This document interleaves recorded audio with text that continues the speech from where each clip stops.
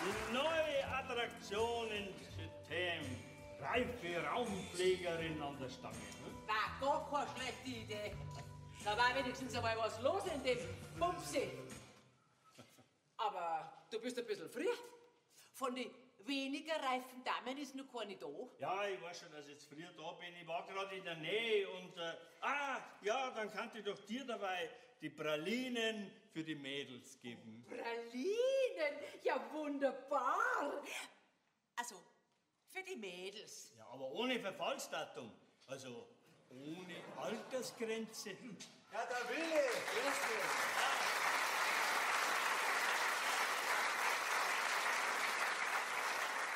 Du bist ein bisschen zu früh.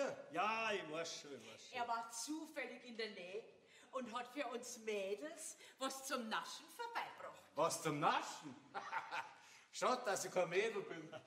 Hausl, für die habe ich ein Kistl Zigarren. Weißt, die werden bei mir bloß alt und trocken. Wieso? Rauchst du nicht mehr? Nein, schon seit 3 Jahren nicht mehr. Und ja, es ist mir schon schwer gefallen, aber ich hab's meiner Traudel versprochen, gell. Ja, jetzt will ich euch nicht aufhalten, ich hab was zu erledigen. Und grüßt mir die Mädels, gell. Also, in einer halben Stunde bin ich wieder da. Ja, der Weißhals dann schon da. Ja. Nobel. Der Mann hat Stil und Charakter. Das ist ein guter Witz.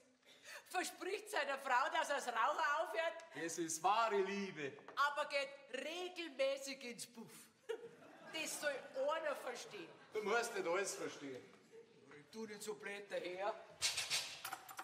Du, ich hab jetzt gerade ausgewischt, gell? Möchtest du jetzt wieder einen Dreck hermachen? Nein, aber da ist ein Wackler in der Lampe. Die muss ich richten. Nicht, dass noch einer schlägt. Aber einen Dreck, wenn du mir machst, dann kannst du ihn selber ausputzen, gell? Ich bin jetzt gerade fertig geworden. Und die ersten Kundschaften werden auch gleich kommen. Ja, ist schon recht. Kennst du schon aus mit dem Elektrischen? Freilich kenne ich mich aus. Da bin ich Profi. Wer sehen, gleich geht's wieder. Zeh fix. Was hast du denn jetzt gemacht? Ich hab mir gedacht, du bist Profi. Was hast du jetzt gemacht? Gar nichts habe ich gemacht. Einen kurzen hat's ergeben. Ich hab mir gedacht, du bist Profi. Oh mei.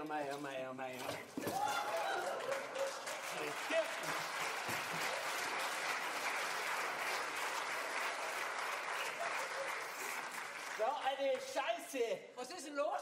In der blöden Putzküche bin ich eingestiegen. Ja, sag einmal, hast du mir jetzt doch wieder einen rechten Saustall hergebracht?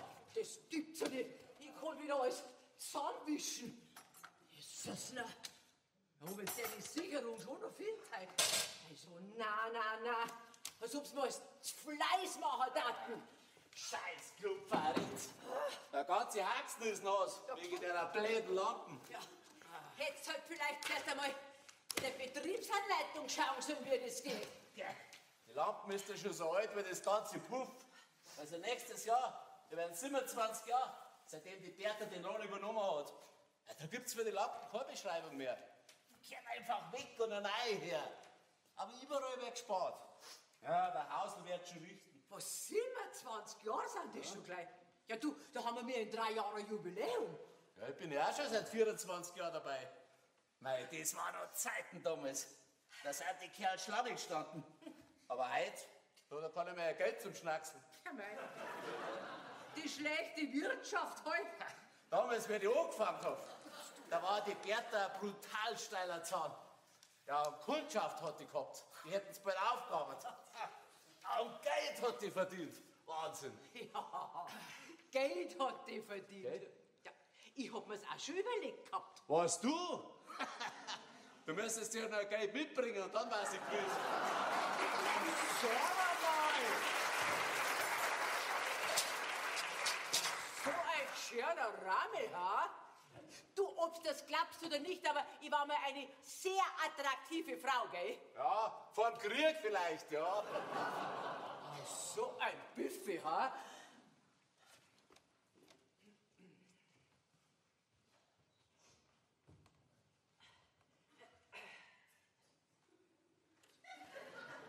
Ja, Erna!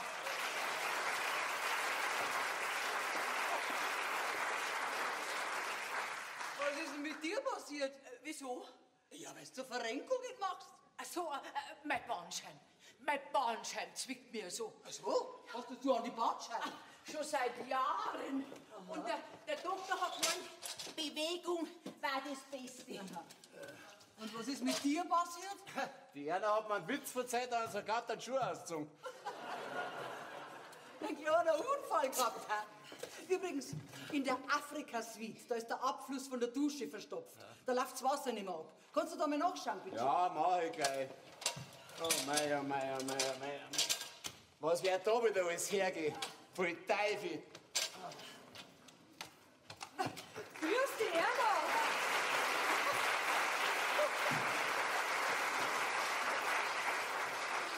Bist du heute immer noch da? Wenn er mal wieder so einen Saustall hergemacht hat. Trinkst du auch eine Tasse Kaffee mit dir noch? Nein, dankeschön. Es ist ja schon 4:30. Wenn ich jetzt noch einen Kaffee trinke, kann ich bei der Nacht nicht mehr schlafen. Außerdem gehe ich jetzt heim. Apropos, mit besten Grüßen vom Willi. Oh. Für alle weiblichen Mitarbeiter. Wo ist er denn? Der ist bloß einmal schnell weg, muss er was besorgen, kommt aber gleich wieder. So, also dann. Für dich. Vierte. Brauchst du einen Zuckerresi? 3 Löffel. Aber nicht umrühren, sonst werde ich mal süß. Grüß euch, Mädels. Grüß dich, Bertha. Hast du heute schon umgezogen? Heute ist doch Dienstag. Ist doch schon 4:30. Ah ja, heute kommt ja wieder der Sauerberg. Meint ihr, dass ich mich vielleicht freiwillig in die enge Wursthaut da reinzwingen, ha? Oh, das wäre der Seite-Serie. Machst du mal auf? Mei, du hast das schon, Bertha. Du brauchst ja nicht bloß einen Arsch aushauen. Wenn ich mir denke, was wir alles machen müssen, fürs selbe Geld. Ja, mei. Hättest du was Gescheites gelernt? Herzlich willkommen, Herr Direktor.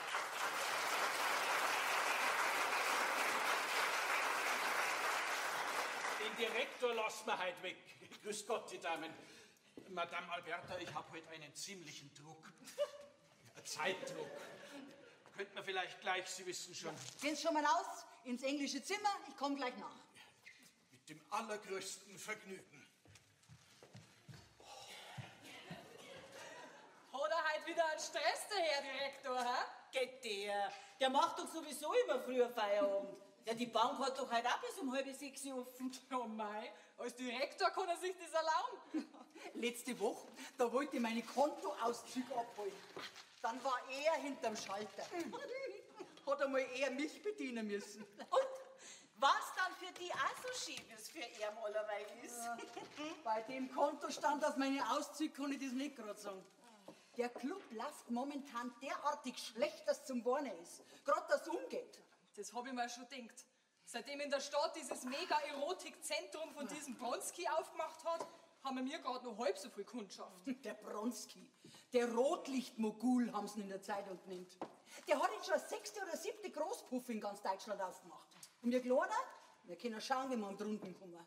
Mit dem kannst du nicht konkurrieren. Ja, der hat ja 40, 50 Weiberleute in einem Haus beschäftigt. Und alles Junge aus dem Ostblock oder Thailand. Ja, da haben die Kunden natürlich eine Auswahl. Nicht so wie bei uns. Was heißt denn das? Schau dir da an. Sag einmal, spinnst du? Also, ich finde, dass ich mich für mein Alter schon noch herzahlen kann, gell?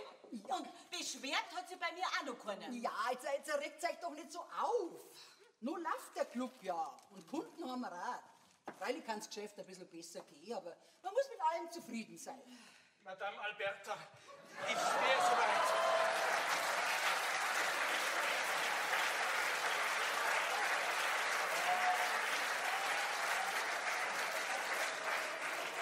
Herrin, ich will dein Sklave sein. War er wieder böse, der Bube? Ja. Ab ins Zimmer!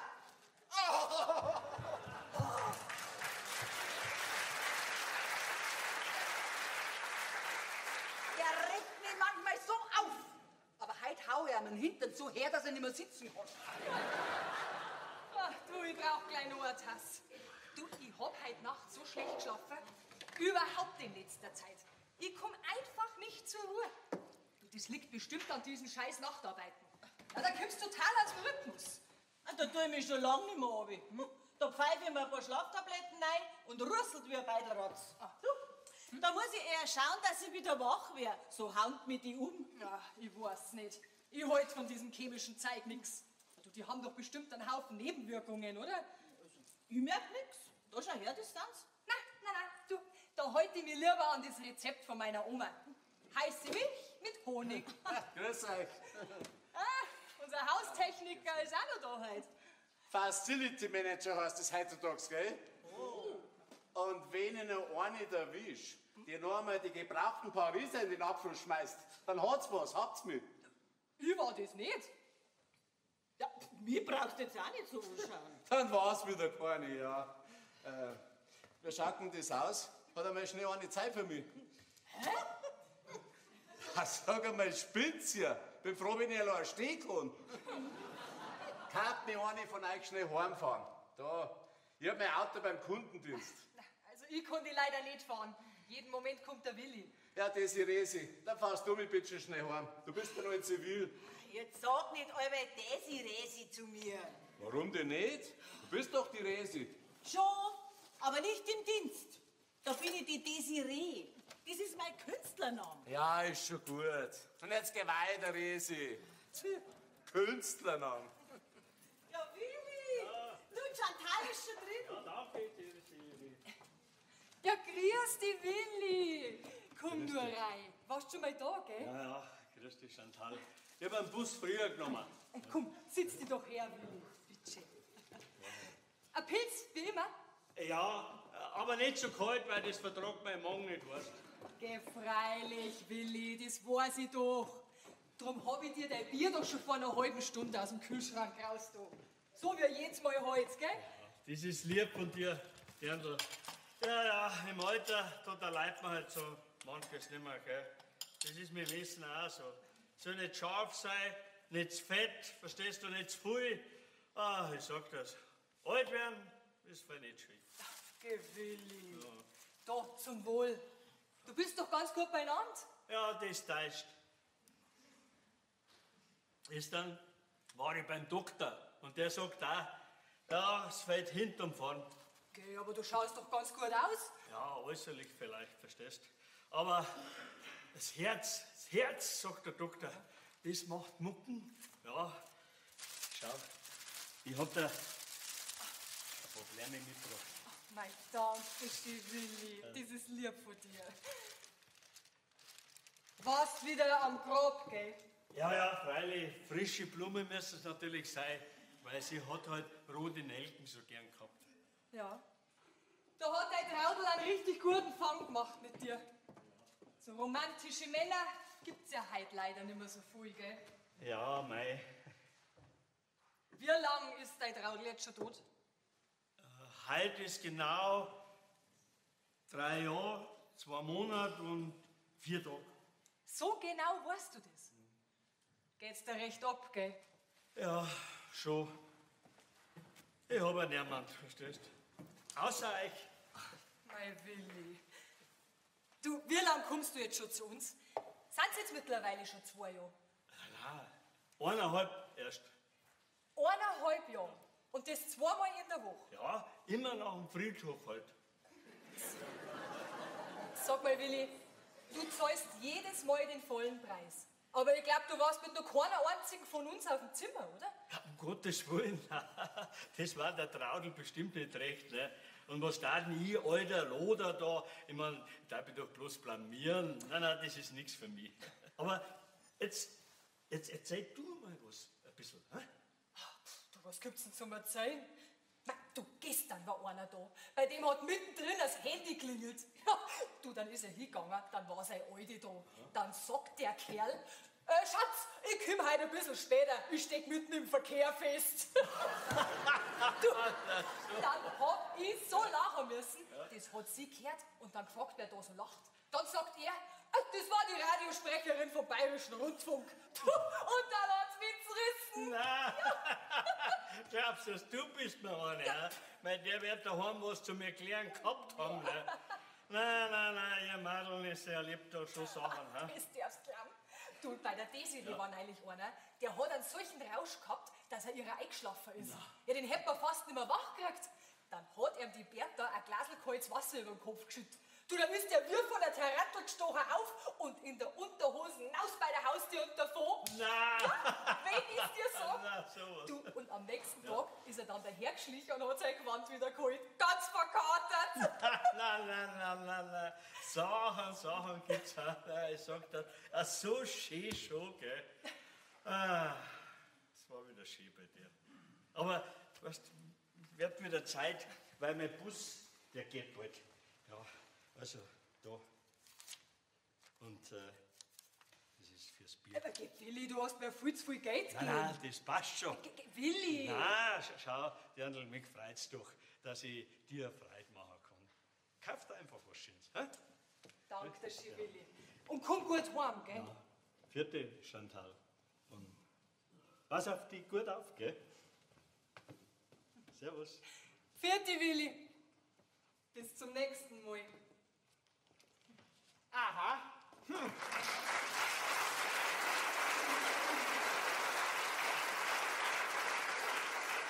War der Willi, der alte Bescheißer, mal wieder bei dir, ha? Geh, wieso denn Scheiße? Weil der immer zahlt und nie schnackselt. Red nicht so vom Willi, das ist ein ganz lieber alter Mo, ja? Aha. Hat er dir einen Haufen Trinkgeld gegeben, weil du ihn gar so in Schutz nimmst, ha?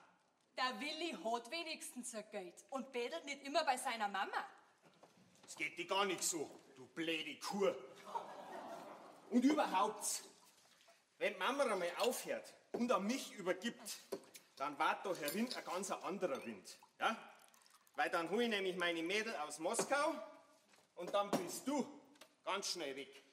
Weißt du was?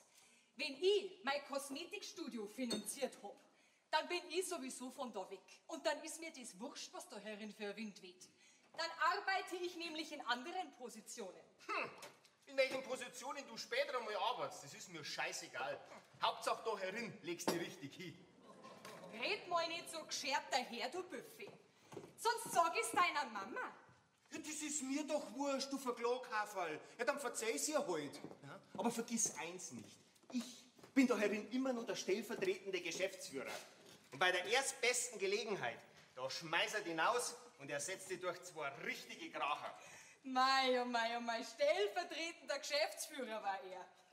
Dabei legst du nur deiner Mutter auf der Tasche und wirtschaftst das ganze Puff runter. Du, das muss man von dir nicht sagen lassen, gell? Ich leiste da herin genauso meinen Beitrag. Oder wer beschützt euch denn, wenn's gefährlich wird? Hm? Du kannst ja nicht einmal auf dich selber aufpassen. Was war denn das letzte Mal, wo der Psoffene da herin randalieren wollte? Wer ist denn dann naus wie ein geölter Blitz beim Tempel? Ha, du kleiner Hosenscheißer! Da hat's mir pressiert. Weil mir eingefallen ist, dass ich ganz was Wichtiges vergessen hab. Ach so, was denn? Lotto spielen. Der Herr Beschützer darf da herin seinen Beitrag leisten. Ja, und wenn ich hinter der Theke stehe die ganze Nacht und einen Trink nach dem anderen herricht, ist denn das vielleicht keine Arbeit? Ja, Ringo, Schwerstarbeit. Servus, Ringo. Ha, wo kommst denn du jetzt her? Magst du dich nicht umziehen? Wir haben da herin keine gleitende Arbeitszeit. Also, ich mein... Ja, was ist denn dem halt über die Leber gelaufen? Mei, der Burli kommt heute in Pubertät. Für dich bin ich immer nur der Ringo. Merkt ihr das? Uli, grüß dich. Anna, sag ich dir nicht mehr Burli zu mir, wenn die Weiber da sind. Ist schon recht, Ringo. Gell, du machst mir die Theke heute Nacht. Ja, aber eigentlich wollte ich... Bitte, ich muss nur die Abrechnung vom ganzen letzten Monat machen. Gut, aber bloß bis um 11 Uhr. Ja, das ist lieb. Dafür koche ich dir morgen auch Kartoffelpuffer. Die hast du als Kleiner schon immer so gern mengen, gell, Burli? Schon damals hat er immer gesagt, puff, puff. Puff, puff.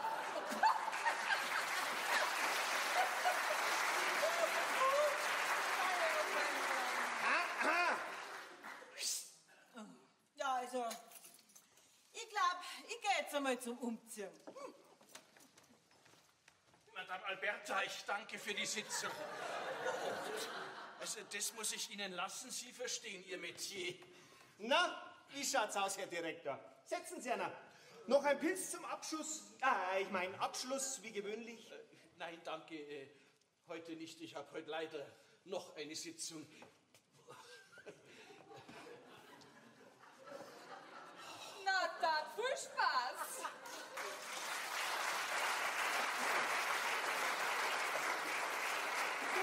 heute aber gegeben, der hat einen Hintern wie ein Pavian. Habt's nicht jammern gehört? So, jetzt muss ich aber mal Abrechnung machen, gell?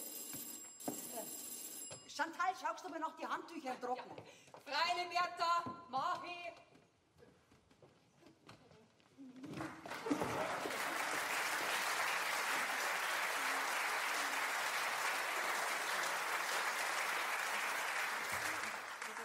Der Dragan, jetzt müsst ihr euch nur ein bisschen gedulden, ja? Die Mädels, die kümmern sich gleich um euch. Ja? Ringo, bist du nur ganz dicht im Kopf? Wir nix hier wegen Poppen. Wo ist Geld? Wer ist denn er? Wer ist denn er? Ist sich Gonzila, Bodyguard von Nikolai. Spricht nix viele, hat andere Qualitäten. Er ist Geiger. Da, ist Spezialist auf dieses Instrument. Gonzila, zeig ihm dein Musikinstrument.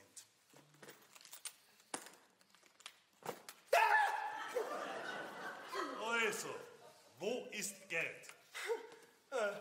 Was, Dragan, wegen am Geld? Da wollte ich sowieso noch mal mit euch drüber reden. Also, das war ja quasi praktisch ein totales Missverständnis. Ich war ja total besoffen. Ist nix mein Problem. Nikolai sagen Dragan, gehst du bei Ringo und holst Geld. Dragan, jetzt beruhig dich doch erst einmal. Magst vielleicht einen Trink? Ja, gibst ein Limo. Ein Limo? Ja, trinke, wenn ich bin dienstlich, keine Alkohol. Und der Geiger? Trinkt, wenn Fidelt, auch nix. Ich glaube, ich brauche was Stärkeres. Spasiba. Also, wo ist das Geld? Also, weißt, also das ist... Dragan, 200.000 Euro. Das ist nicht ganz so einfach. Ringo, bist du nicht ganz sauber? Kannst du nicht spielen Poker mit Mafia und habe nichts Geld? Nikolai sagen, Dragan, gehst du bei Ringo und holst Geld. Nimmst du mit Gonzila. Wenn hat nichts Geld, kann breche Knie. Wenn dann noch nichts Geld, dann kommt Nikolai selber und dann, Tovarisch, dann wird Aber ich war doch total besoffen. Ich hab doch den ganzen Wodka hingestellt. Nix mein Problem. Wenn du spielst Poker mit Mafia, musst du haben Geld, weil sonst du bist toter Mann. Verdammt. Und wenn ich vielleicht mit dem Nikolai noch mehr reden darf? Dann du bist toter Mann. Ja, aber 200.000 Euro. Wo soll ich das so schnell herkriegen? Ist nix mein Problem. Wenn du hast kein Geld, du bist toter Mann. Aber das kannst du doch nicht machen. Na, so ist Mafia.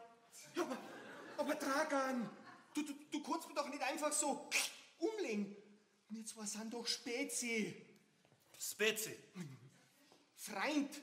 Ah, verstehe schon, gute Freund. Deswegen umlegen macht Nikolai. Wir zwei, wir nur breche Knie. Oh mein, was tue ich denn bloß? Ja, gibt's doch keine andere Lösung? Können wir uns vielleicht nicht anders einigen? Ja, genau. Wie wär's denn mit einem Gratis-Jahresabo bei uns im Club? Ein Jahr lang. Alles umsonst? Nikolai nix will diese. Nikolai will Geld. Außerdem, Mädels in die Club, alle sind total schiach. Nix wert 200.000. Ja, aber wo soll ich das so schnell hernehmen? Und wenn es abstottert? Also so quasi auf Raten? Raten? Nix Rattern. Oder vielleicht mit einem niedrigen Zinssatz verzinst. Da kannst du vielleicht sogar noch was dran verdienen. Nikolai sagen, Dragan, gehst du bei Ringo und holst Geld. Hast du Geld oder hast du nix? Nein, natürlich habe ich nix. Also nicht so viel. Dann, du bist toter Mann. Warte. Ich kann's besorgen. Gut, dann wir warten. Was? Ja, aber so schnell geht das auch nicht. Also ein bisschen Zeit brauche ich da schon. Habe keine Zeit. Dragan, bitte, jetzt sei doch nicht so. Ich hab doch nicht so viel Geld in der Hosentaschen. Gut, wir kommen nächste Woche wieder. Wenn dann immer noch kein Geld, dann komme Nikolai selber und dann... Oh, danke, Dragan. Das ist echt nett von dir. Kein Problem. So, jetzt Conzilla muss brechen Knie. Was? Das ist doch nicht dein Ernst. Ringo! War Spaß! Wenn wir dir brechen Knie, kannst du nicht gehen in Bank und hole Geld, ja? Also. Do svidania. Servus, Dragan. Alter Spaßvogel. Der war gut, ja. Also, servus, Conzilla. Das Limo geht natürlich aufs Haus, ja. Do svidania. Schönes Wochenende. Das Svidania.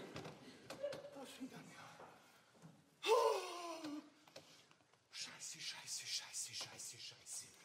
Ja, so ein Mist. Was mache ich denn jetzt? 200.000 Euro. Und treibt die bis nächste Woche so viel Geld auf? Blutswodka-Sauferei, weil ich heute schon rein gar nichts vertrag. Ja, hilft nix. Ich muss der Mama beichten. Mama, kommst du einmal? Ich bringe jetzt hier das bei. Am besten, ich sag's geradeaus raus. Nein, ich muss ja schon ihn beibringen. Aber wie? Hast du mir geschrien, Bulli? Nein. Okay, hab's doch ganz deutlich gehört, dass du mir geschrien hast. Ach so, jetzt? Grad, zuerst? Ja, da schon. Also, was hättest du denn braucht? Was ich braucht hätte? 200.000 Piepen. Ha! Das ist jetzt nicht so wichtig, Mama. Ja, jetzt bin ich schon mal da, also raus mit der Sprache. Mama, ich hab Scheiße gebaut. Was? Wieso denn? Ja, setz dich lieber erst einmal hin. Ist was passiert? Also, ich bin letzten Mittwoch in Salzburg ein bisschen um die Häuser gezogen. Und irgendwann, also es war schon ziemlich spät, da haben wir dann Karten gespielt. Naja, zuerst habe ich die ganze Zeit gewonnen. Aber dann haben sie mir einen Wodka hingestellt und immer nachgeschenkt. Und ich vertrag doch nichts. Und Mama, ich weiß auch gar nicht, wie das passieren hat können. Aber am Ende, da habe ich dann dauernd verloren. Und weil ich das verspielte Geld unbedingt wieder zurückgewinnen wollte, habe ich halt weitergespielt. Es ist aber nur noch schlimmer geworden. Mein Burli, bist du ein Depp! Ich weiß schon. Und am Ende war es dann doch ein ganzer Batzen, den ich da verloren habe. Ja, wie viel hast du verspielt? 200. Was, 200?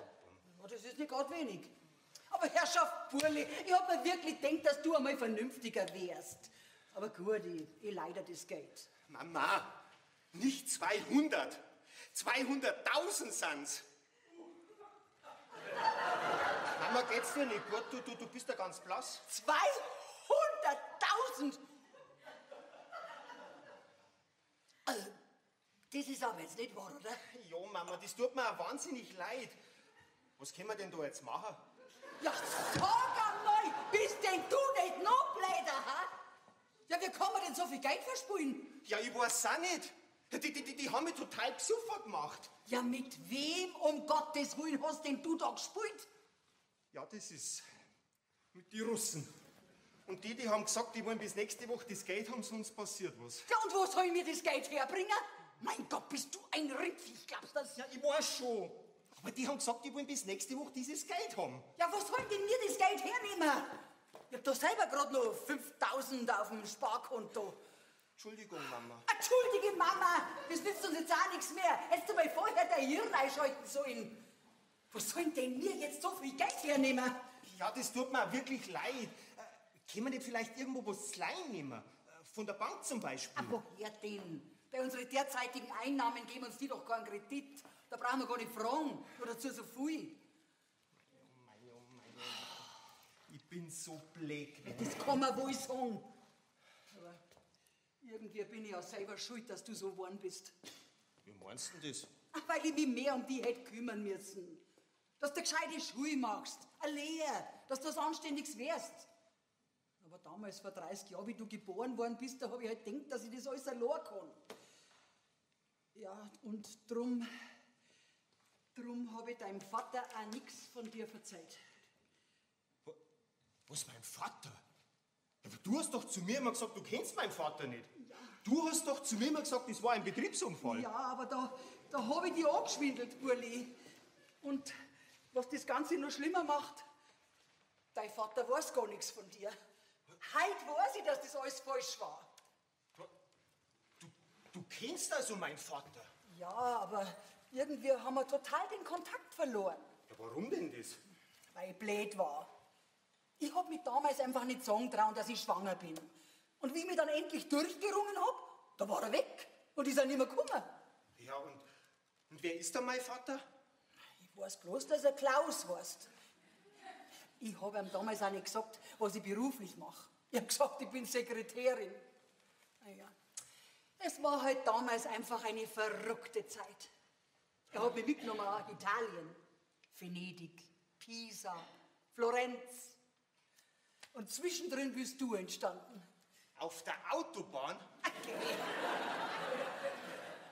Und wie er ihm dann sagen wollte, dass ich schwanger bin, da war er weg und spurlos verschwunden. Ja. Und seitdem habe ich ihn nicht mehr gesehen. Ja. Ich habe mir schon oft überlegt, wie das wohl alles gelaufen war, wenn das damals anders gekommen wäre. Dann können wir jetzt ja meinen Vater fragen, ob uns der vielleicht ein Geld leihen kann. Nein, weil wir dann nämlich gar nicht in so einer Situation waren. Und weil du vielleicht nicht so ein Nasenbär geworden warst, wenn es deinen Vater gehabt hättest, der dir ab und zu einmal die Leviten gelesen hätte. Wahrscheinlich hast du recht. Aber so schaut's ziemlich schlecht aus für mich. Jetzt lass den Kopf nicht wieder hängen. Irgendwie kriegen wir das schon hin. Ich glaube, ich hab da auch schon eine Idee.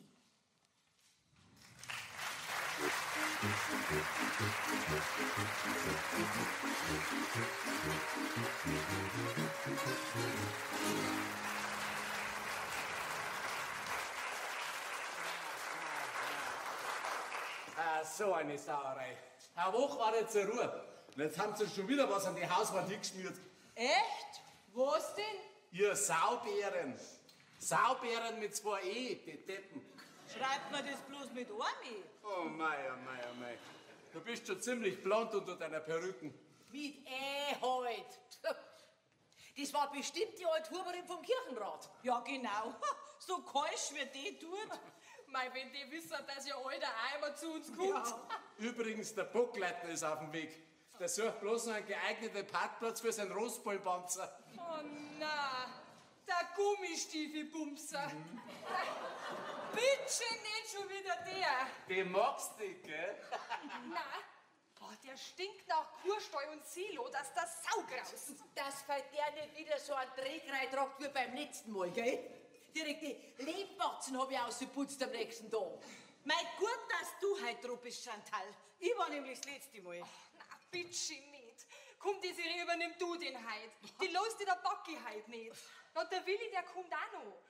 Tut mir leid, ich habe eine Reservierung. Du, dass bei der seine Stiefel draußen auszieht, gell? Schenk ihm sein Bier ein, umso schneller ist er wieder fort. Uff, ich fahr noch schnell ins Puff. Ich möchte noch einmal geigen, bevor die Preise steigen. Uff, ich fahr noch schnell ins Puff.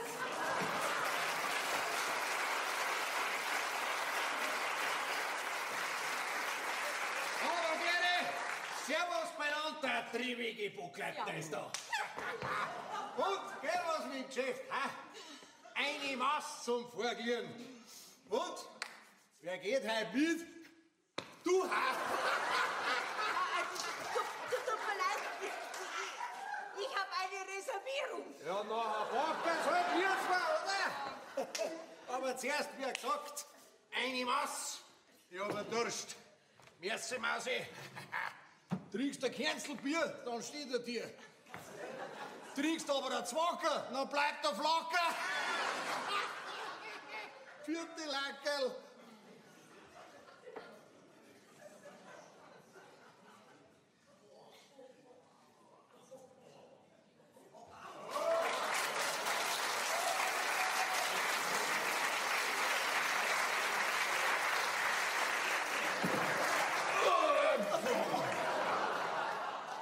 Gott sei.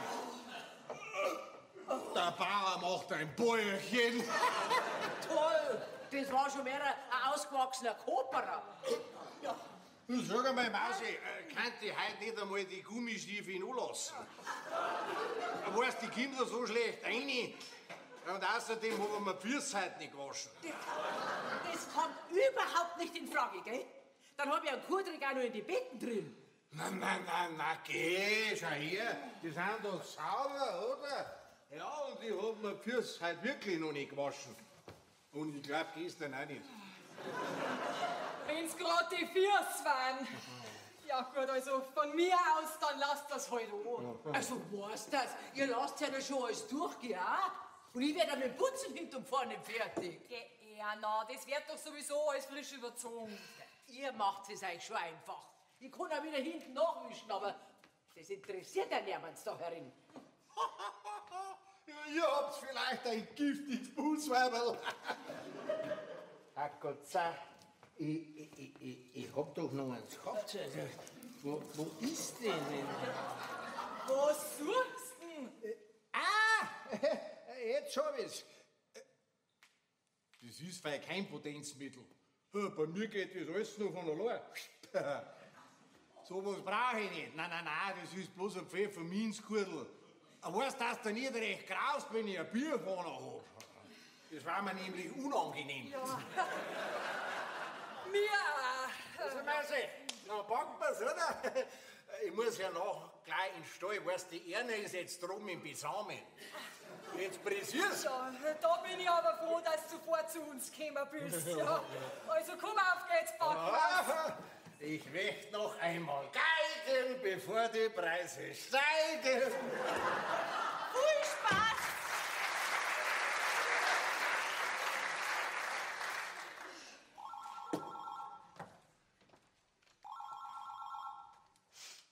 Glubschetem, hier spricht Desiree.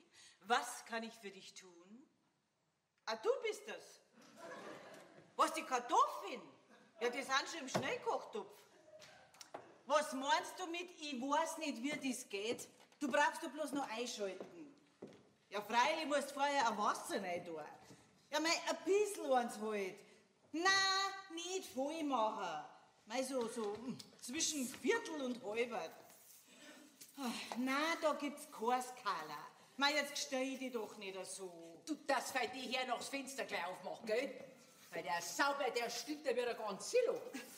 Nein, nicht du. So, jetzt tust du den Deckel drauf und zu dran. Was heißt da Virum? Mein Gott, das geht doch bloß in eine Richtung.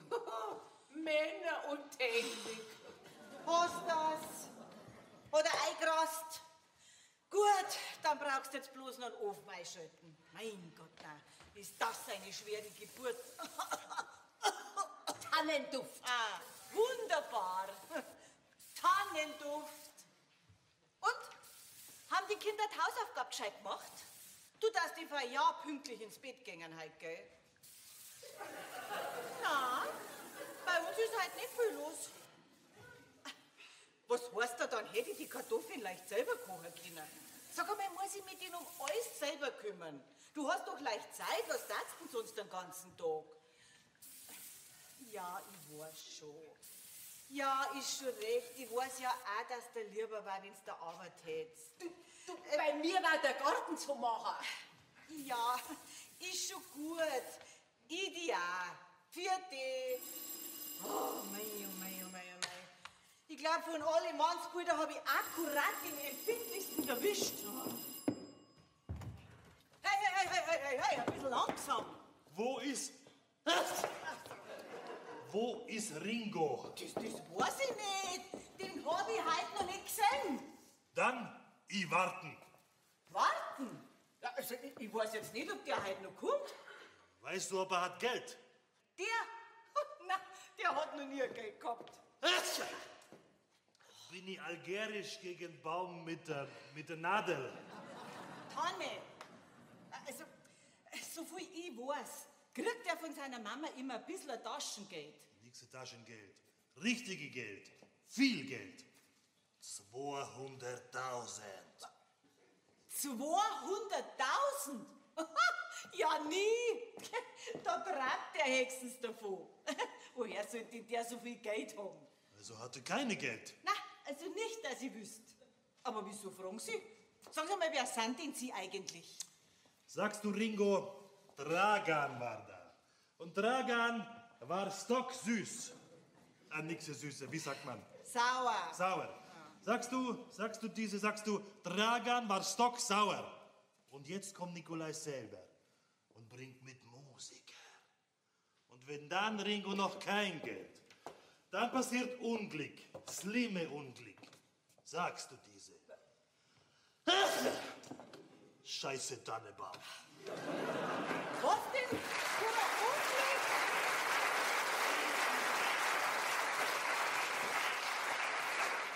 Was war denn jetzt das? Also, der Ringo, der bringt uns lauter Geschwerleiner. Ja, du sagst, wie schnell das ich bin, hä? Heute war's besonders schnell. Aber du hast ja auch deine Gummistiefel nicht anziehen müssen. Stimmt, hast auch wieder recht.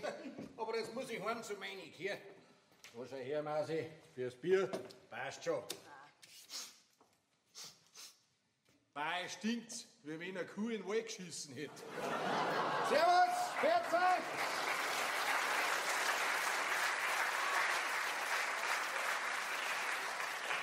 Da herin riecht's zwar wirklich ein bisschen streng. Ja, Erna hat gesprüht. Oh, Tannenduft.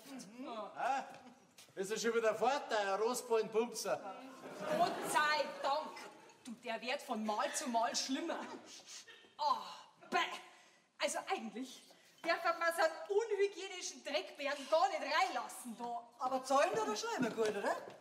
Ja, das schon. Also, in der heutigen Zeit darf man nicht so wählerisch sein. Ah, du Bertha, da war gerade vorhin so ein komischer Typ da, der wollte irgendwie Geld vom Ringo. 200.000 hat er gesagt, sonst hat ein Unglück passieren. Dragan oder so. Er hat gesagt, sein Chef wird kommen mit einem Musiker. Jetzt wird's ernst, Mama. Ja, da wollte ich sowieso mit euch reden. Chantal, tu mir mal einen Cognac einschenken. Einen doppelten. Ja, was Ernsteres. Ja, dann nehme ich auch einen, Chantal. Ja, ich schließe mich an. Ja, also, der Burli, Ringo, Mama. du hältst jetzt einmal deine Backen. Der Burli hat einen Scheiß gebaut und hat bei der Russenmafia beim Pokern 200.000 versprüht. Und die wollen es jetzt haben. Was? 200.000 Euro? Mein Bub, bist du blöd. Ja, die haben mich total besoffen gemacht. Jedenfalls haben wir das Geld nicht. 200.000? Wir können den 200.000 verspulen? Das darf doch wohl nicht wahr sein. Ja, und jetzt? Gute Frage. Ich schätze mal, die lassen sich handeln, oder? Nein, das habe ich schon probiert, aber... Mei, oh mei, oh mei, oh mei, oh mei. Aber sonst, ein solcher Gescheitmeier, gell? Ja, Chantal, das nutzt doch jetzt auch nichts Tja, mehr. die Bertha hat recht. Wir brauchen einen Plan. Ein Darlehen von der Bank? Ach, kriegen wir keins. Bei unseren Einnahmen, die wir jetzt haben, nicht. Ja, und was willst du denn jetzt machen? Verkaufen? Um Gottes Willen. Ja, aber Bertha, das kannst du doch nicht machen. Was wird denn dann aus uns? Ist das der Ernst? Ja, was bleibt mir denn anders übrig? Ja, und wenn man ausliefern? Ja, vielleicht bringen sie ihn ja gar nicht um. Ja, oder bloß ein bisschen. Ja, du, vielleicht verdrescht sie ihn ja gerade.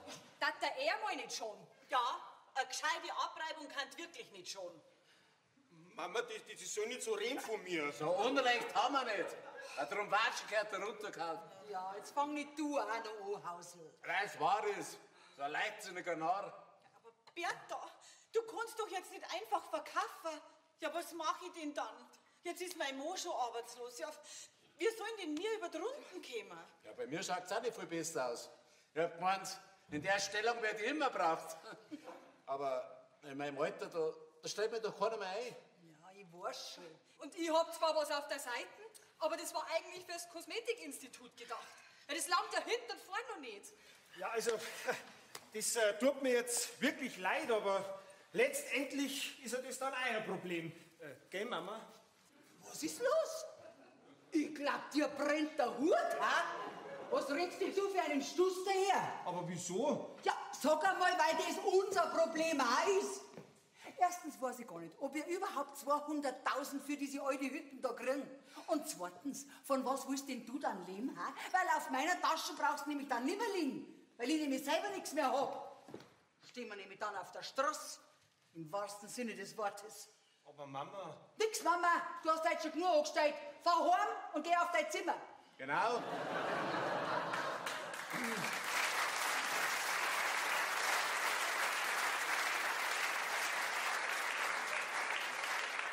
Du willst mit deiner Eisenbahn und überleg dir, was du deiner Mutter angetan hast. Ich will dich nicht mehr sehen. Eisenbahn. Na, bravo. Ja, gibt's denn gar keine andere Möglichkeit als verkaufen? Doch, ja. Ich hab da so eine Idee. Echt. Welche Ideen? Die funktioniert aber nur, wenn wir ganz fest zusammenhalten. Jetzt machst du es aber spannend. Ich hab das einmal in einem Krimi gesehen. Ja. Ja, ihr weißt schon, das ist was Kriminelles. Jetzt sag schon. Erpressung. Erpressung? Wen denn? Ja, wer von unseren Kunden hat denn so viel Geld? Der Sauerberg. Ja, und wie hast du dir das vorgestellt? Wir machen heimlich ein Foto, wenn ich mit ihm da oben so zugange bin. Ja, und dann? Dann erpresst man.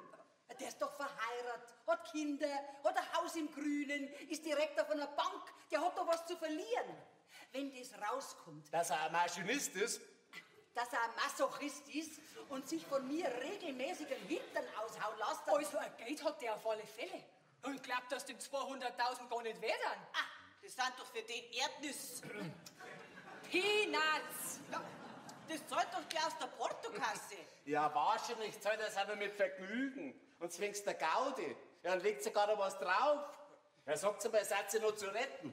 Das ist Erpressung. Dafür können wir alle ins Gefängnis kommen. No risk, no fun.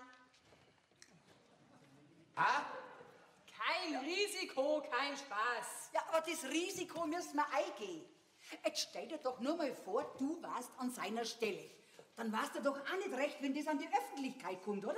Das darfst du doch auch was kosten lassen. Ja, schon, aber 200.000, das ist ein Haufen Schotter. Ja, sind's ja nicht ganz. Ich habe ja auch noch ein bisschen was auf dem Sparkonto. Echt? Wie viel denn?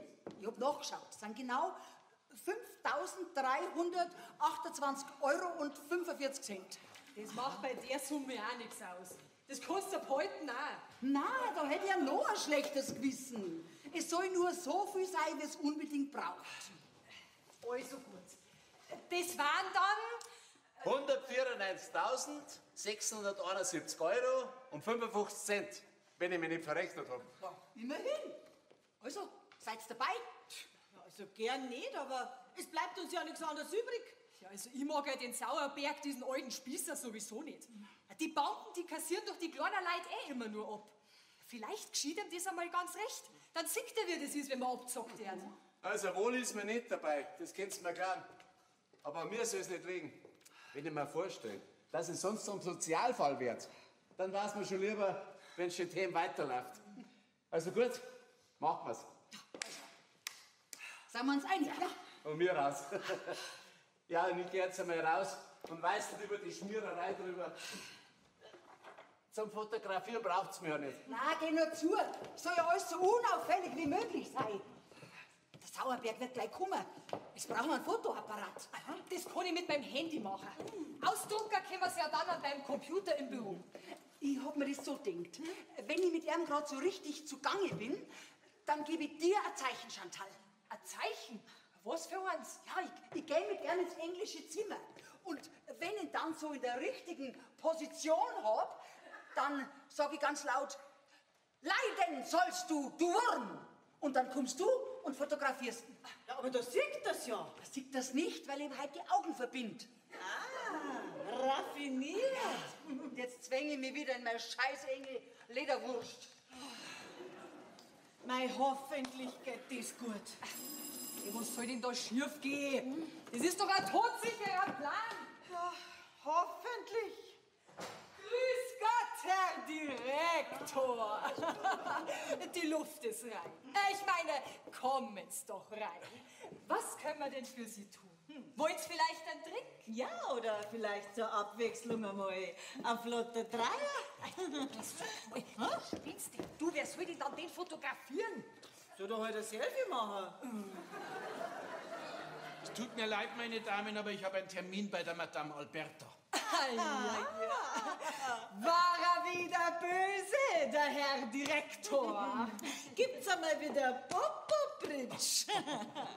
Ja, die Bertha, ich meine, die Madame Alberta wird gleich soweit sein. Wenn's dabei ein bisschen Platz nehmen wollen. Bitte sehr.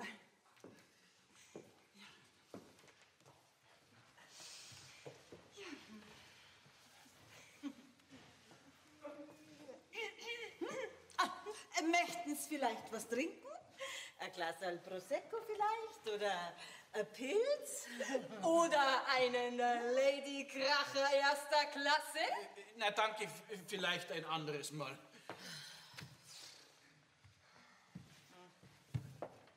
Glauben Sie, das dauert lang bei der Madame Alberta? Na, die batzt sie bloß noch schnell in ihr Wursthaut rein. Die Herren des Hauses macht sich bloß noch ein bisschen hübsch für Sie. Das ist gut. Ah, der Herr Direktor ist auch schon da. Wir können anfangen, ich bin soweit. Aber mit dem allergrößten Vergnügen.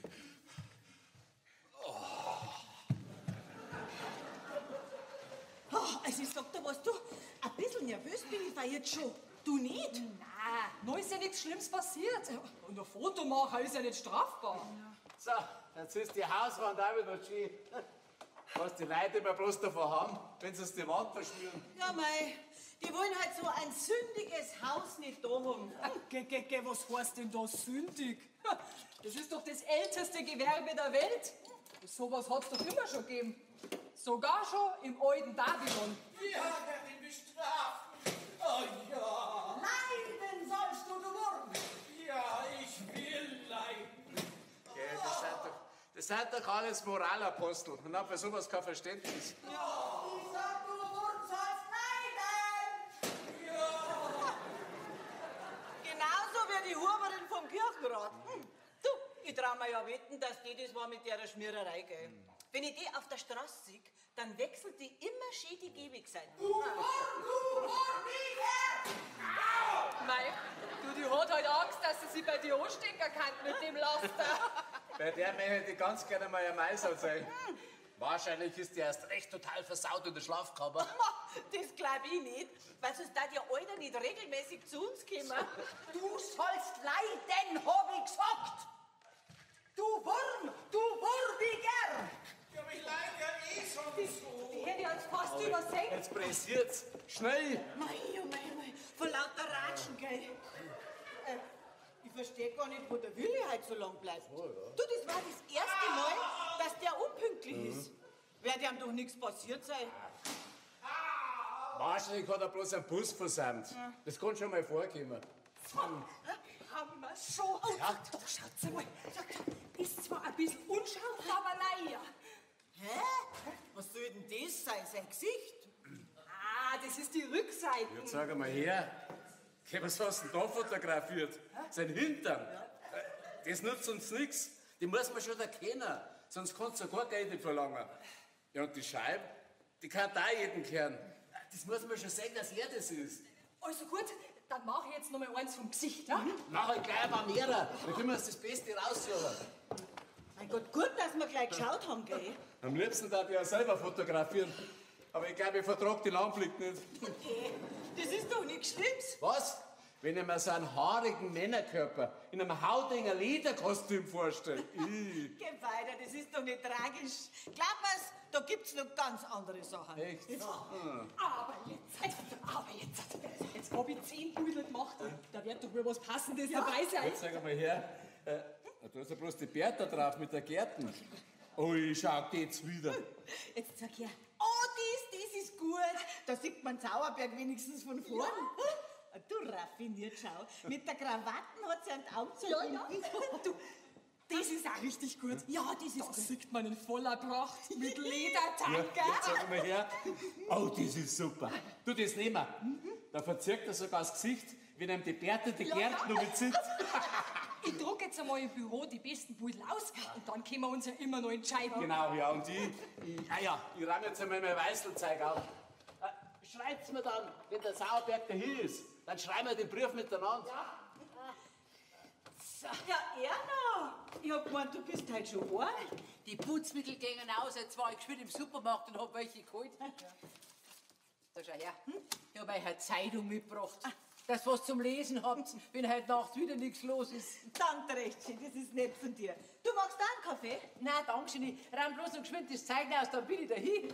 Donnerwetter, das war aber heftig heute. Ich komme natürlich für den Schaden auf, der entstanden ist. Das wird doch nicht nötig. Doch, Unterwerfung ist ein Geschenk, geboren aus Stärke und genährt aus Vertrauen. Erhalten durch Respekt und Abmachung, also bis zum nächsten Mal. Auf Wiederhauen, Wiederschauen.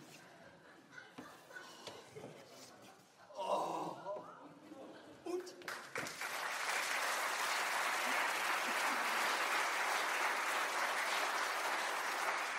Hat's geklappt? Ja, freilich. Chantal ist schon im Büro und druckt gerade die Pudel aus. Das muss ich sagen.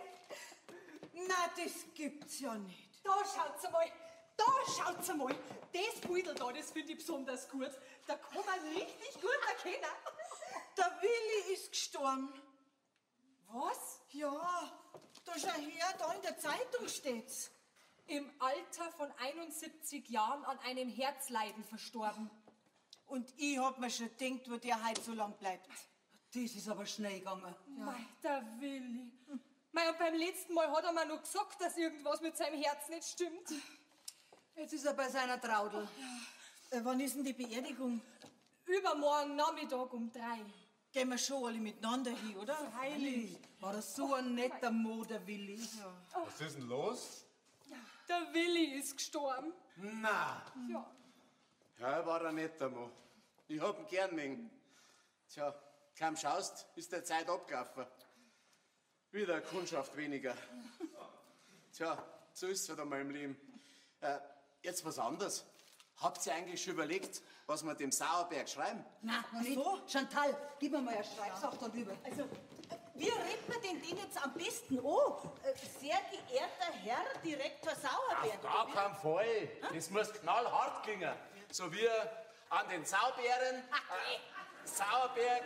So kann man doch nicht schreiben. Jetzt lasst halt einfach die Anrede weg und kommt einfach gleich zum Wesentlichen. Ha, du hast recht, das klingt ehrlich blöd.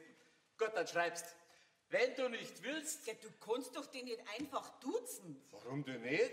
Schließlich wird das ja ein Pressebrief und keine Kreditabfrage.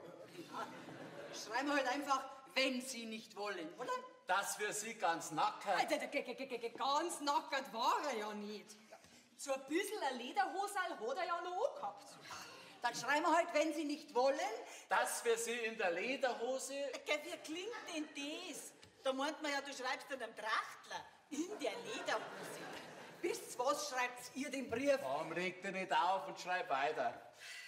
Entweder Sie zahlen... wie viel haben wir es gleich wieder gesagt?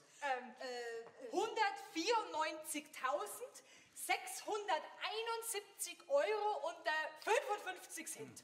Hab ich mal gemerkt.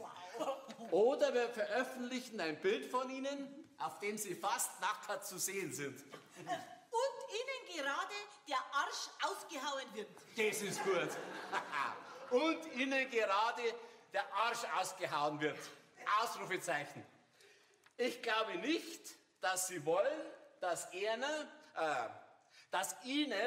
Ihre Kundschaft Sie so sieht. Weil so ein roter Pavianarsch ist nicht gerade attraktiv. Okay. Denken Sie daran, dass wir ernst machen mit unseren Drohungen. Da kennen wir nichts. Das ist gut. Sie haben eine Woche Zeit, das Geld aufzutreiben und es zu uns in den Club Chatham zu bringen. Punkt. Gut.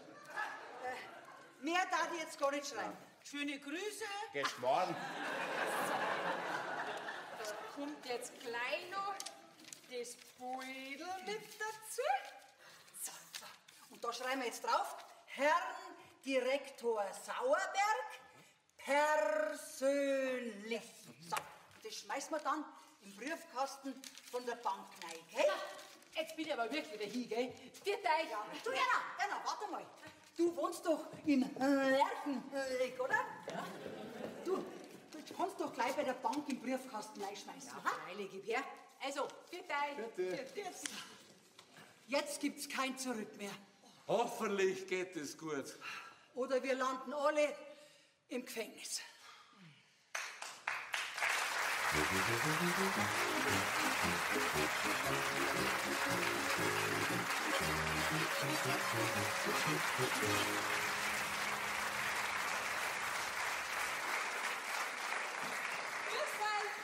Servus. Grüß dich, Chantal. Und? Was und? Ja, habt schon was gehört? Bringt der Sauerberg heute das Geld? Und heute ist doch der letzte Tag von seiner Frist. Na, noch nix. Oha. Schon langsam wäre ich jetzt selber ein bisschen nervös. Heute läuft doch die Frist von den Russen auch. Oh. Wenn die jetzt früher kommen, bevor wir das Geld vom Sauerberg haben, wer weiß, was dann passiert. Man hört doch, dass die so brutal sind. Ja, das habe ich vorher auch schon gehört. Ich hab jedenfalls einem Burli gesagt, dass er heute daheim bleiben soll. Meinst du, dass die ihm was dort hatten? Die sind doch zu allem fähig. Meinst du wirklich? Ja, wenn's pressiert, machen die nicht mehr für Frauen halt. Oh. Die Russen! Ich verzupf mich lieber. Aber du kannst es doch jetzt mit denen nicht allein lassen. Ich wollt's doch nix. Das sagst du. Wenn's schießen, dann schreist man. Witzig. Guten Tag.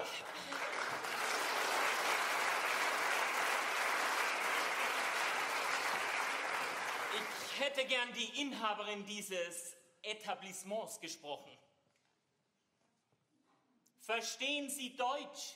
Ein wenig? Und woher kommen Sie? Übersee. Ah, Amerika.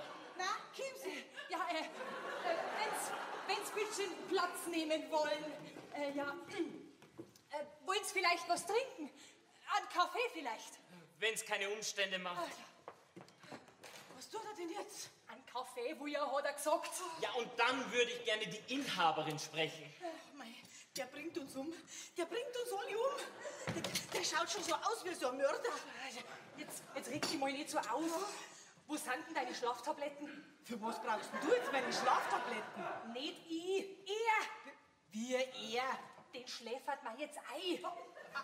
Einschläfern? Ja, und dann? Das sehen wir dann schon. Jetzt tu einmal her. Da. Wie viel brauche ich da? Aber ich nehme immer halber die.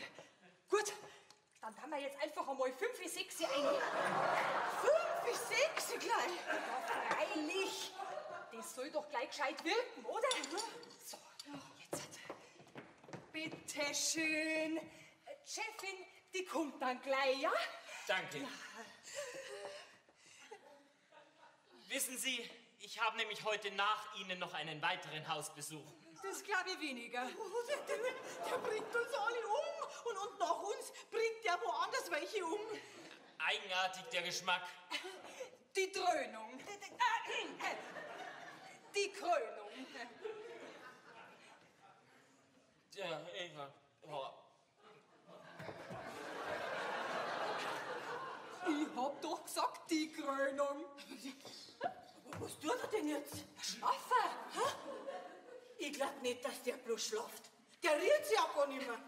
Freilich schlaft er nur, was denn sonst? Ich glaub, der lebt nicht mehr. Du hast ihn umgebracht. Wieso denn ich? Den Kaffee hast ja du gemacht. Aber du hast ja die Schlaftabletten. Aber trunken hat er selber. Ja, dann war es quasi Selbstmord. Ja. Was machen wir denn jetzt mit ihm? Ja, mei, wenn der hieß, kannst du nicht mehr viel machen. Du, den müssen wir verschwinden lassen. Ja.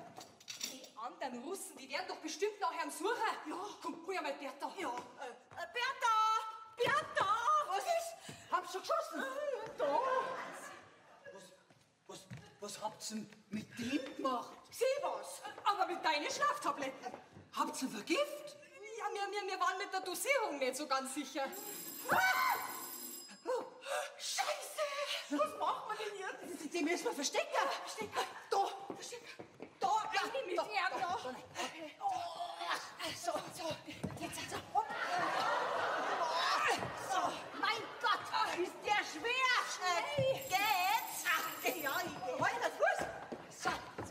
schau mal. Hallo!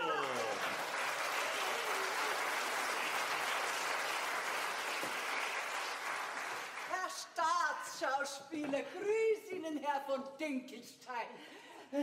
Jetzt macht er erst wieder seine Sprechübungen, dann legt er los. Dies ist ein Schleißenscheit, ein wohlgeschlissener Schleißenscheit. Es schickt Frau Heißen aus Meißen. Ihr Mann ist der wohl vortrefflichste Schleißenscheit-Schleißmeister aus Meißen, der, bevor er das Frühstück genossen, schon mehrere Scheite geschlissen und geschlossen hat. Bravo!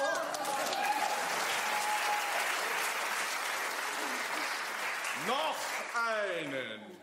Wer gegen ein Minimum an Aluminium immun ist, besitzt eine Minimum Aluminium-Immunität. Ja, bravo, bravo. Wohlan!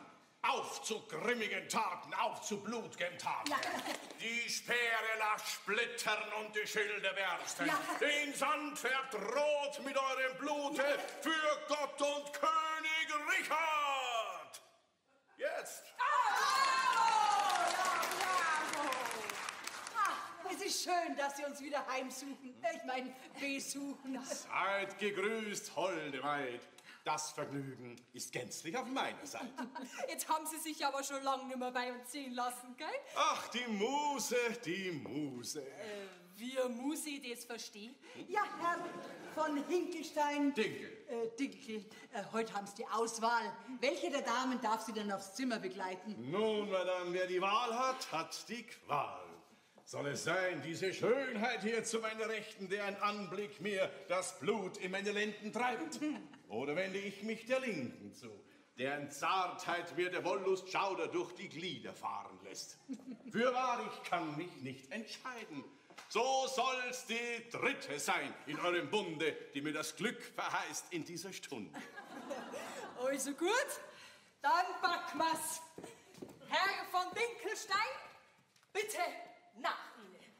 So lasset uns von dannen schreiten, hinüber an den sündgen Ort, wo Wollust und Genuss sich einen, wo Eros thront. Auf dem Abort. An jenen Hort, Horrido. Bravo!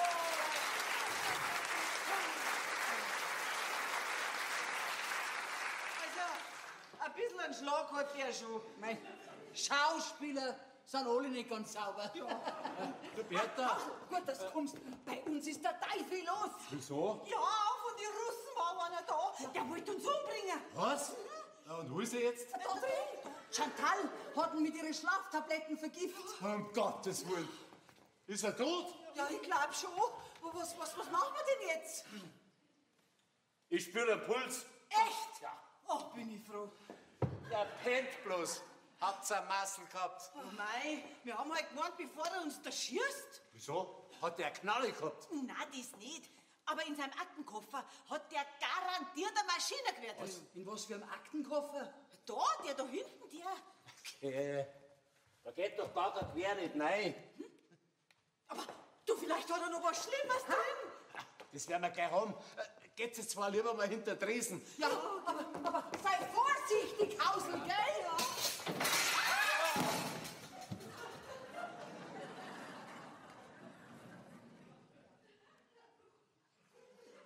Na, sag einmal, bist du deppert worden? Ich hab mir beinahe die Hosen gemacht. Entschuldigung, war er versehen? Also, ich glaub nicht, dass der was Gefährliches da drin hat. Kannst du das mal aufmachen? Nein, das ist ein Zahlenverschluss dran. Seid ihr eigentlich schon sicher, dass das einer von der Russenmafia ist? Ja, freilich. Das haben doch mir sofort erkannt an der dunklen Sonnenbrille. An der Sonnenbrille. Oh mei, oh mei, oh mei. Also wenn mir jetzt hier auch dunkle Sonnenbrillen aufsetzt, dann bin ich auch ein Mafiosi, oder? Ja, aber wer ist dann da drinnen? Das werden sie erst gleich ausstellen. Ja. Den wecken wir jetzt auf. Ich geh schon. Die Russen sind da!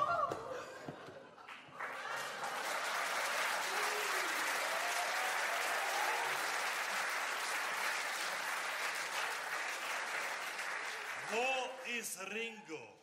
Ist Ist wieder mal nicht da, die Feigling, oder? Du, wenn's was wollt's von mir, dann red's mit mir. Ich bin die Besitzerin vom Chetem. Und den Ringo, lasst gefälligst in Ruhe, habt's mich. Pass mal auf, Frau. Wer tu nicht pampig, weil sonst kommt Godzilla. Meinst du, ich hab Angst vor deinem Gorilla, hä? Godzilla. Red nicht Blätter her, weil sonst Godzilla wird sehr böse. Da bin ich schon mit ganz anderen fertig geworden. Versteht ihr überhaupt Deutsch? Weiß ich nicht, Godzilla kommt von Wien. Dragan! Aber Nikolai, die alte Puffmutti soll nicht so Blätter herreden. Ruhig, Dragan, ruhig. Also, die Sache ist folgendermaßen. Der Ringo, ein sogenannter Geschäftsführer, der schuldet uns Geld. Uns? Wer ist denn uns? Ja, das bin ich und sagen wir einmal ein Geschäftspartner, dem ich verpflichtet bin. Aha. Und wer ist dann dieser Geschäftspartner? Das tut nichts zur Sache. Aha. Hey, Alte! Du, dir gebe gleich eine Alte, gell? Hast du Geld oder hast du nicht? Dragan. Aber Nikolai! Dragan. Genau, sag's ihm nur, dem sibirischen Kittenhund. Nix Sibirien. Kommt die aus Ukraine. Dragan, du warst im Auto draußen. Godzilla, du gehst auch mit. Ich brauch dich da drin nicht. Ja, genau. Lern erst einmal gescheit Deutsch, du Russ. Nix Russ. Komm ich aus Ukraine. Ja, jetzt ist ja mal eine Ruhe. Und du quamperter Geldeintreiber gehst raus. Und das aufpumpte Wiener Würstel nimmst du auch mit.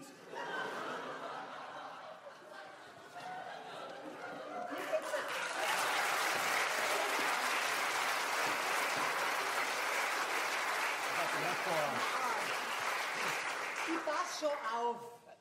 Wenn irgendwas ist, ich steh gleich hinter der Tür. Das habt's euch ja fein ausdickt, gell? Meinst du, ich weiß nicht, wer dein Geschäftspartner ist? Aus Lamour und Herz Solo habt's euch auch schon unter den Nagel gerissen. Und als nächstes soll mir dran kommen, hab ich recht? Aber sag dein Bronski, mit mir nicht, mit mir nicht. Sag das deinem Rotlicht-Mongol, diesem Windigen. Mei, so ist es halt einmal in der freien Marktwirtschaft, gell? Die Kleinen werden von den Großen fressen. Ja, aber an mir, da beißt euch die Zähne aus. Ist ja ohne euch Banditen schon schwer genug. Ich will nur das, was mir zusteht. Das hätte sich der Birschel schon vorher überlegen müssen, mit wem er sich einlässt. Übers Ohr habt's ihn gehaut. Psuffer habt's ihn gemacht und dann habt's ihn ausgenommen wie ein Weihnachtsgans. Nein, der hätte bloß nicht so viel Saufen brauchen, wenn er nichts vertragt. Aber nein, er muss auf großen Macker machen. Da ist er schon selber schuld. Hättest du besser erzogen, der Birschel. Großer Macker. Das musst ausgerechnet du sagen. Kannst du dich nicht mehr an mich erinnern?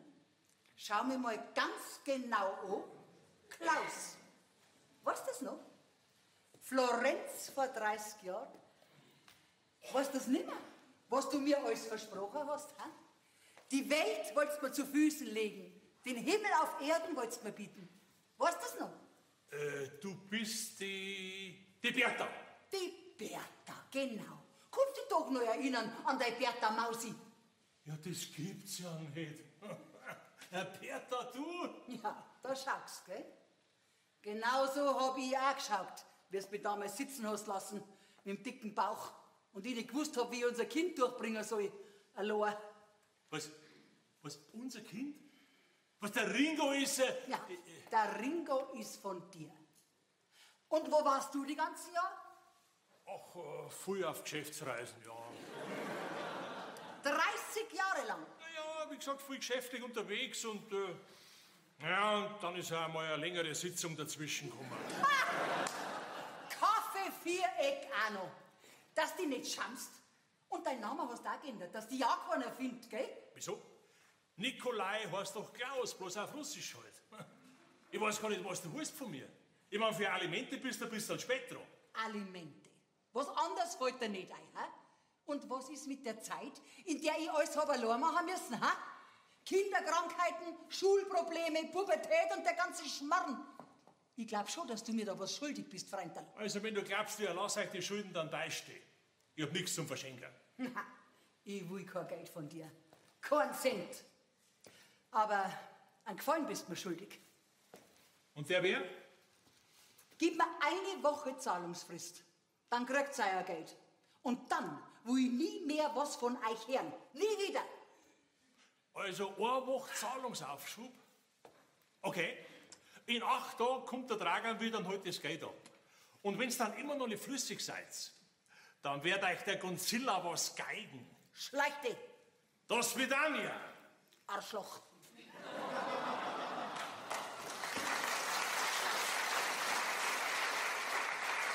Kein Wunder, dass der Burli so ein Früchterl geworden ist bei dem Vater. Bist du schon weg? Ja. Was willst denn du mit dem? Willst du da in Abfluss unterstopfen, oder was? Ja, da gehört er auch hin. Und? Was hat er denn gesagt? Sie haben uns eine Woche Zahlungsfrist gegeben. Jetzt muss ich bloß hoffen, dass das Geld vom Sauerberg kommt. Sonst weiß ich nicht, was passiert. Tja, jetzt frage ich mich bloß, wenn das die Russen waren, ja, wen haben wir denn da in der Kiste drin? Genau! Ja. Der ist doch drin! Ich hol mir jetzt raus. Vorsichtig! Vorsichtig! Was nimmer! Pass auf, gleich schwer. Sie, kommen Sie wieder zu sich. Vorsicht! Hallo!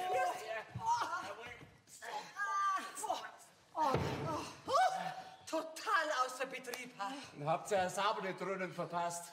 Hallo, Sie! Hallo! Was soll denn das?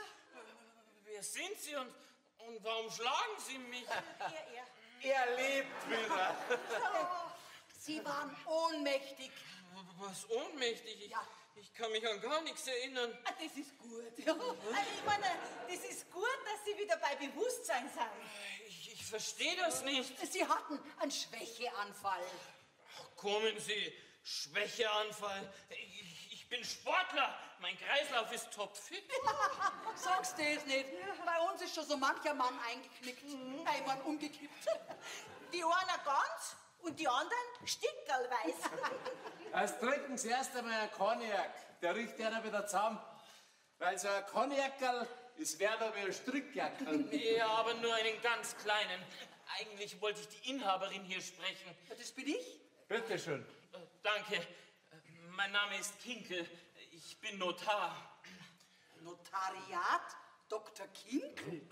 Jetzt bin ich aber gespannt. Wenn Sie vielleicht etwas Zeit haben, ich würde Sie gerne alleine sprechen. Ja, also wir haben keine Geheimnisse voreinander. Sie können ruhig reden. Also gut, ich komme wegen einer Erbschaftsangelegenheit. Erbschaftsangelegenheit? Jetzt glaube ich, brauche ich doch einen Cognac. Wo ist denn mein Aktenkoffer? Da ist er. Ah ja. Nach dem letzten Willen meines Mandanten soll sein gesamtes Vermögen dem Club Chetem übergeben werden. Hier eine Kopie. Der Willi?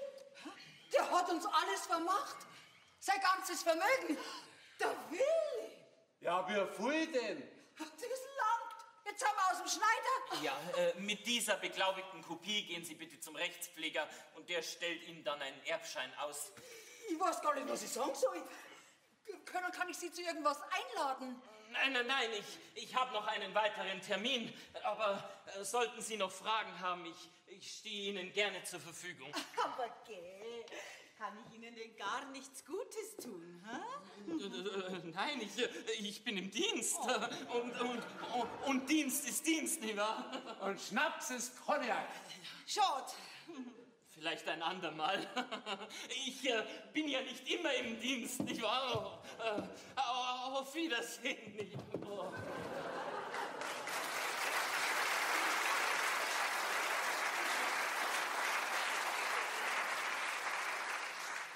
Jetzt hast du ihn erschreckt. Geschmarr. Wer hätte es denn ja? Der Willi vermacht uns alles. Jetzt brauchen wir auf keinen Fall mehr verkaufen. Oh, Gott sei Dank. Jetzt trinken wir ein Prosecco. Ja, Jawohl. zur Feier des Tages. Auf den Willi. Auf den Willi. Okay, was ist denn da los? Habt ihr was zum Feiern? Ja, freilich, da schau her. Wir haben geerbt. Der Willi? Na, das gibt's ja nicht, hä? Wollen Sie auch ein Glas mittrinken, Herr von Dinkelstein? Aber sehr gern, meine Liebe, mit dem allergrößten Vergnügen.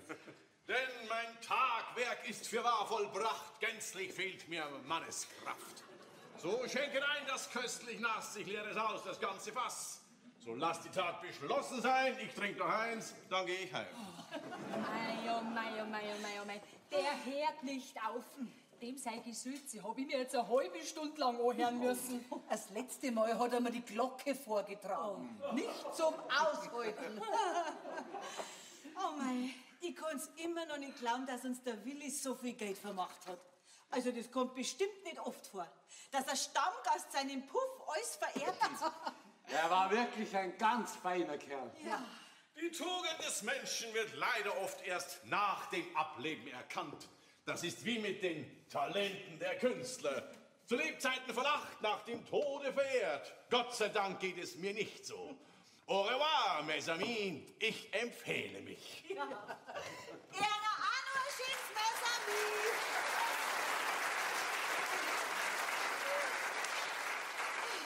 Jetzt brauchen wir nicht mehr verkaufen. Mit der Erbschaft können wir die Russen zahlen und eure Arbeitsplätze sind auch gesichert. Ja.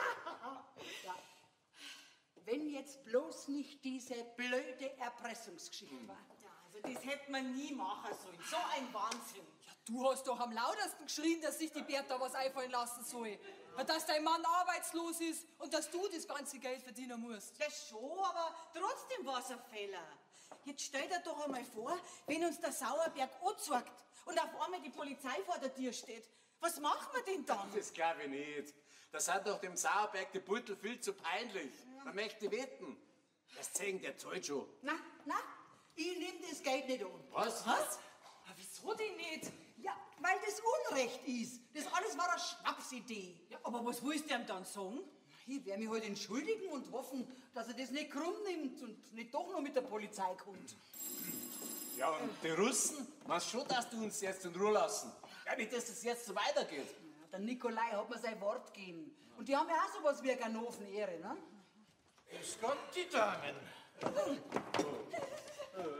Sorgen Sie doch bitte dafür, dass wir ungestört sind. Es muss ja nicht jeder sehen, was ich dabei habe. Herr Direktor, bitte nehmen Sie doch Platz. Ich wollte sowieso schon mit Ihnen reden. Jetzt halten Sie mir die Daumen, dass ich das hinbringe. Herr Direktor Sauerberg, ich wollte mich in aller Form entschuldigen. Ja, das war schon ein harter Schlag. Tun Sie doch das Ding da weg. Ich meine, es findet sich doch bestimmt eine andere Lösung. Ich weiß gar nicht, was da in mich gefahren ist. Ja, ich kann es mir schon vorstellen. Ja, das ist sonst gar nicht meine Art. Versteh schon? Ja, diese brutale Vorgehensweise. Na ja. Vielleicht können wir das irgendwie anders hinkriegen. Leider nein. Entschuldige, Bertha. Herr Sauerteig. Berg.